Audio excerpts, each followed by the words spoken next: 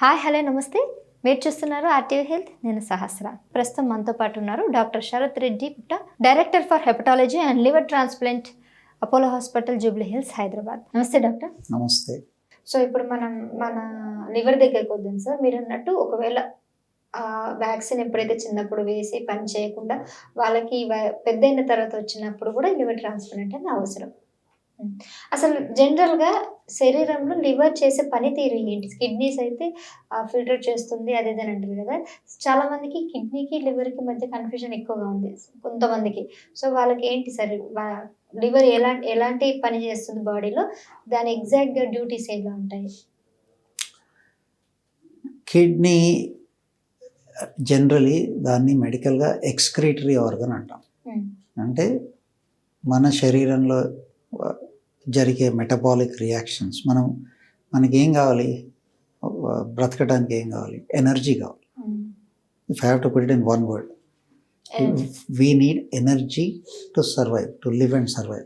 Energy ఎట్లా వస్తుంది? మనం ఫుడ్ తింటాం, ఫుడ్ అబ్జార్బ్ అవుతుంది, and at a cellular level ప్రతి కణంలో మెటబాలిక్ ఎంజైమ్స్ ఉంటాయి.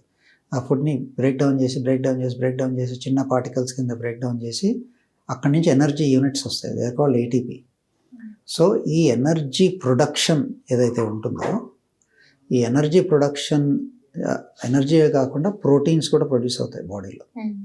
మన బాడీలో బిల్డింగ్ బ్లాక్స్, ఒక ఇల్లు కట్టాలంటే ఇటుకే కావాలి, దట్స్ అ బిల్డింగ్ బ్లాక్. ఒక హ్యూమన్ బాడీలో building block is a cell. Okay, ఆ సెల్ నుంచి proteins are the main thing. మనకి స్ట్రక్చర్కి ప్రోటీన్ కావాలి. ఓకే, సో ఈ ప్రోటీన్ ప్రొడక్షన్, ఎనర్జీ ప్రొడక్షన్ మనకి కెమికల్ రియాక్షన్స్ ద్వారా జరుగుతాయి. సో దీనికి బై ప్రోడక్ట్ కూడా ఉంటుంది. మీరు ఫర్ ఎగ్జాంపుల్ ఒక ఇండస్ట్రీ తీసుకోండి, ఏదైనా ఒక ప్రోడక్ట్ తయారు చేయాలి, ఒక మందు తయారు చేయాలి, లేదంటే ఒక సోఫా తయారు చేయాలి, లేదంటే ఆల్కహాల్ వాట్ ఎవర్ ప్రొడ్యూస్ చేయాలి. మీకు కావాల్సిన ప్రోడక్ట్ మీకు వస్తుంది, వేస్ట్ తయారవుతుంది. ప్రోడక్ట్ మీకు వస్తుంది, బట్ ఒక వేస్ట్ తయారవుతుంది. ఆ వేస్ట్ని మనం డిస్పోజ్ చేయాలి. మనం ఇష్టం వచ్చినట్టు దాన్ని బయట పడేయటానికి ఉండదు. సో ఆ వేస్ట్ని అట్లా ఉంచుకుంటే బాడీలో దాన్ని సివియర్ ఎఫెక్ట్స్, సైడ్ ఎఫెక్ట్స్ కనిపిస్తాయి. So kidney is a excretory organ, waste dispose చేస్తుంది. సిమిలర్లీ లివర్కి కూడా వేస్ట్ డిస్పోజల్ ఫంక్షన్ ఉంటుంది. కొన్ని రకాల వేస్ట్ని లివర్ డిస్పోజ్ చేస్తుంది. బైలిరూబిన్ ఫర్ ఎగ్జాంపుల్. కొంతమందికి జాండిస్ వస్తుంది లివర్ డిసీజ్ ఉన్నప్పుడు. ఎందుకు వస్తుంది జాండిస్ అంటే, బైలిరూబిన్ అనేది ఒక పసుపు లాంటి పిగ్మెంట్ అనమాట. ఇట్స్ ఎ కలరెంట్ బ్లడ్లో ఎవ్రీ మినిట్ తయారవుతూ ఉంటుంది ఇప్పుడు కూడా మనకి కంటిన్యూస్లీ. అది మన లివర్ దాన్ని కొన్ని రియాక్షన్స్ ద్వారా దాన్ని ఒక నాన్ టాక్సిక్ కెమికల్ కింద కన్వర్ట్ చేసి మోషన్లో పంపించేస్తుంది.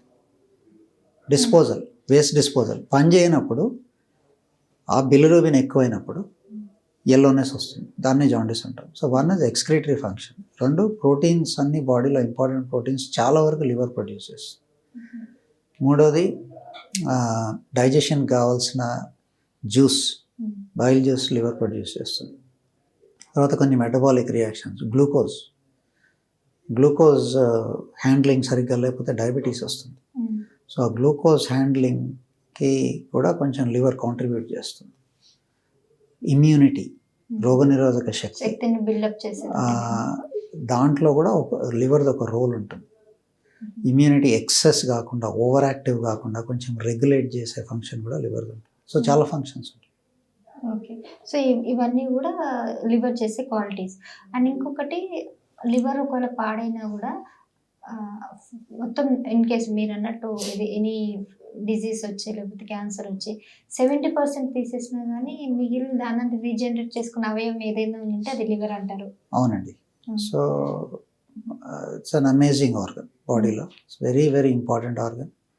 ప్రాబబ్లీ మిగతా ఆర్గన్స్ అన్నిటికంటే కూడా ఎక్కువ ఫంక్షన్స్ లివర్లో జరుగుతాయి. At the same time, like you said, it's exactly that మనం ఎప్పుడైతే ట్రాన్స్ప్లాంటేషన్ చేయాల్సి ఉంటుందో, ఫర్ ఎగ్జాంపుల్ ఒక పేషెంట్కి లివర్ అవసరం ఉంది, లివర్ ఫెయిల్యూర్లో ఉన్నారు, క్లోజ్ రిలేటివ్స్ నుంచి తీసుకుంటాం లైవ్ రిలేటెడ్ ట్రాన్స్ప్లాంటేషన్. అది అప్పుడప్పుడు 70% ఆఫ్ ద లివర్ తీసేస్తాం, డోనర్ నుంచి తీసి రిసిపియంట్కి ఇస్తాం. సో డోనర్లో మిగిలేది 30%. ఆ 30% మళ్ళీ రీజనరేట్ అయ్యి మళ్ళీ గ్రో అయ్యి మళ్ళీ 90%కి వస్తుంది. 100% రాదా? 90-100% అనుకోండి. But majority of the patients అది 90 ఉన్నా 80 ఉన్నా 70 ఉన్నా సరిపోతుంది. సరే. సో ఆ ఫస్ట్ 2 వీక్స్ 3 వీక్స్ ఆ 30% సరిపోతుంది. Okay. Slowly then again it grows to 80-90%. ఎన్ని 3 months లో రీగ్రోత్ అయిపోతుంది? ఆ రీజనరేషన్ అంటారమ్మా.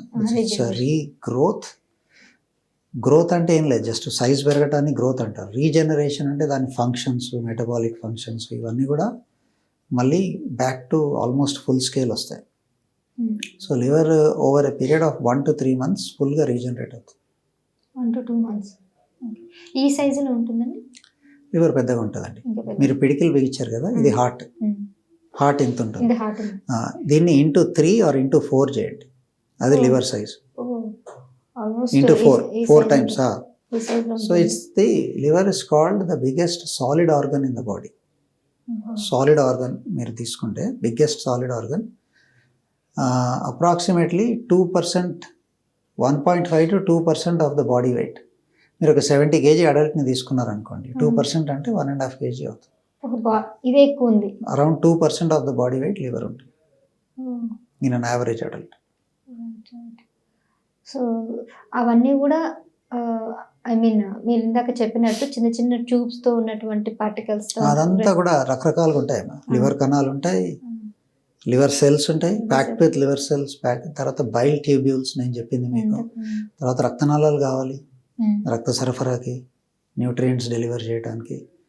సో మెయిన్గా రక్తనాళాలు, లివర్ ట్యూబ్స్, లివర్ కణాలు, రోగనిరోధక శక్తికి సంబంధించిన కణాలు. మీరు ఎప్పుడైతే కట్ చేసి తీసినప్పుడు ఈ రక్తనాళాలు ఇవన్నీ కూడా చాలా మైక్రో లెవెల్లో ఉంటాయి, అన్ని రీజనరేట్ అవుతాయి, అన్ని పెరుగుతాయి. ఆర్కిటెక్చర్ ఎట్లయితే ఉంటుందో చిన్నపిల్లలకి ఫర్ ఎగ్జాంపుల్ ఈ లీగో బ్లాక్స్ ఉంటాయి చూడండి, లీగో బ్లాక్స్ చూసారు కదా, దాంతో మనం రకరకాలుగా కట్టుకోవచ్చు. ఇల్లు కట్టొచ్చు, ఒక ఫైర్ స్టేషన్ కట్టొచ్చు, ఒక ప్లేన్ కట్టొచ్చు, చిన్న చిన్న బ్లాక్స్ ఉంటాయి కదా. సో లివర్ ఆర్కిటెక్చర్ కూడా అట్లానే ఉంటుంది, చాలా ఇంట్రికేట్గా ఉంటుంది. And thank you so much, and thanks so much. we are so happy being here, sir. Thank you.